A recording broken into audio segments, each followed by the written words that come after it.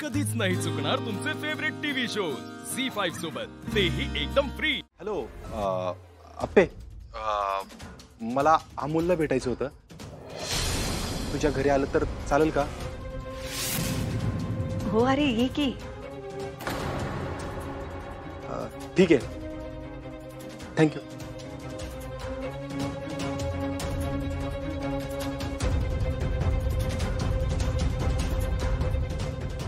बघा वंस, मी तुम्हाला म्हटली होती ना ही सुरुवात असू शकते। आणि वंस, मला काय वाटतं, तुम्ही ना अमोलला सवय लागायच्या आत ना अर्जुन दादापासून लांबच ठेवा। म्हणजे कसं आहे ना, काही केलं तरी ते लहान मूल आहे, त्याला सवय लागली की दुरावेल तुमच्यापासून, आणि तुमच्यापासून तो लांब गेलेला मला नको आहे।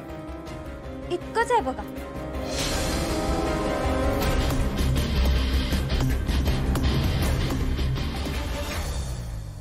रुपाली, ए रुपाली, आले आले।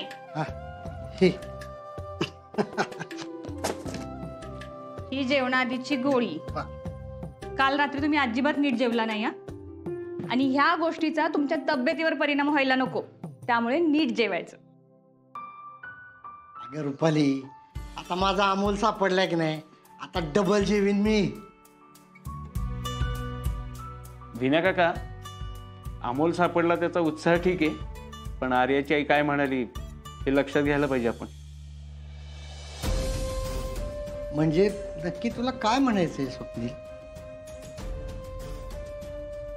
म्हणजे आर्याची आईने स्पष्टच सांगितलं आपल्याला, अपर्णा आणि अर्जुन असंच भेटत राहिले ना तर त्या स्वतःच अर्जुनचं आणि आर्याचं लग्न मोडतील।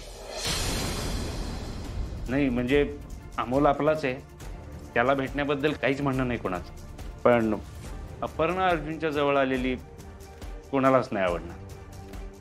हो ना, आर्या सकाळी घरी आली होती, भाऊजींना अपर्णाविषयी बोलताना ऐकलं आणि निघून गेली ती। त्या बिचाऱ्याला का त्रास आहे हा सगळ्याचा? आणि मला सांगा, तिची काय चुकी हो ह्याच्यात?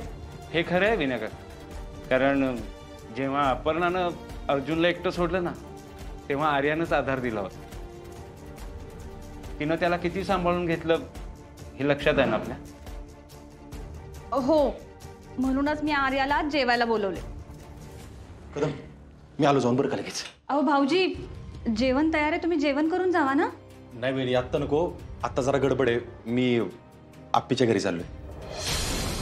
का? अर्जुन, अरे हे कधी ठरलं? अरे दादा, आत्ताच तिला फोन केला होता, म्हणलं अमोलला भेटायला यायचंय, तर ती म्हणली ये।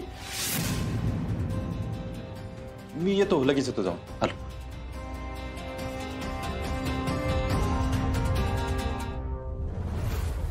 भाऊजींना हल्ली स्वतःच्या गोष्टी स्वतःच ठरवायला लागलेत।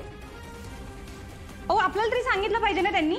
मामनजी, अहो त्यांच्यासाठी एवढं मोठं पाऊल उचललंय आपण, आणि त्यांचं काय चाललंय? जाऊ बाई, आले। हा आर्या, चल ना, या ये ये। झी5 ॲप डाउनलोड करा आणि पहा सर्व एपिसोड्स एकदम फ्री।